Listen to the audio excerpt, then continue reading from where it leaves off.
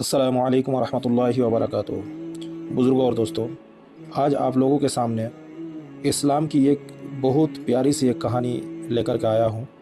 आप लोग गौर से इस कहानी को सुनिएगा, उसमें हमारे और आपके लिए बहुत सारे सबक है। आप इस वीडियो को ज़रा गौर से सुनिएगा।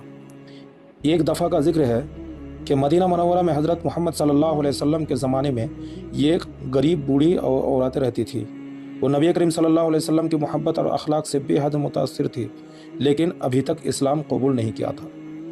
ये बूढ़ी औरत अक्सर नबी करीम सल्लल्लाहु अलैहि वसल्लम के रास्ते में कूड़ा करकट डालती थी ताकि आप सल्लल्लाहु अलैहि वसल्लम को तकलीफ़ पहुँचे, लेकिन नबी करीम सल्लल्लाहु अलैहि वसल्लम ने कभी उसका बुरा नहीं माना और ना ही उसका कोई नुकसान पहुँचाया।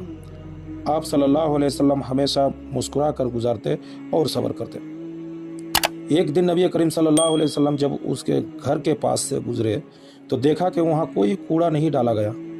आप सल्लल्लाहु अलैहि वसल्लम को ये देखकर तशवीश हुई और आप सल्लल्लाहु अलैहि वसल्लम लोगों से पूछा कि वो बूढ़ी औरत कहाँ है। लोगों ने बताया कि वो बीमार है। तो नबी करीम सल्लल्लाहु अलैहि वसल्लम फ़ौरन उस बूढ़ी औरत की इयादत के लिए उसके घर तशरीफ़ ले गए।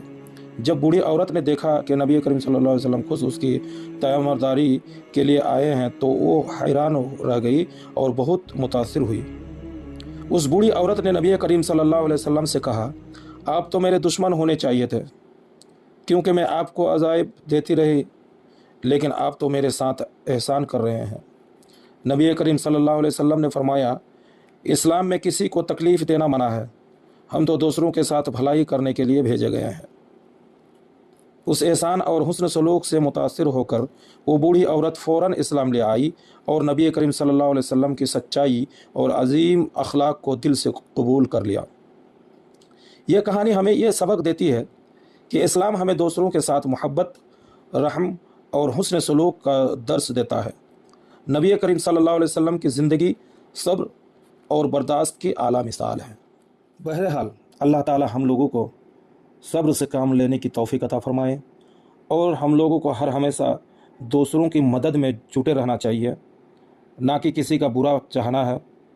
आप जितना सब्र करेंगे, सब्र का फल मीठा ही होगा, जो कि अक्सर व बेशतर इंसान के मुंह में ये ज़ुबानी पाई जाती है कि सब्र का फल मीठा होता है। तो वैसे ही आप इस कहानी से हमें और आपको ये सबक मिला कि हमें और आपको सब्र से काम लेना चाहिए और अल्लाह ताला से हम लोगों को हर हमेशा सब्र की दुआ तलब करनी चाहिए। अल्लाह ताला हमें इस दुनिया में सब्र से काम लेने की तौफीक अता फरमाए।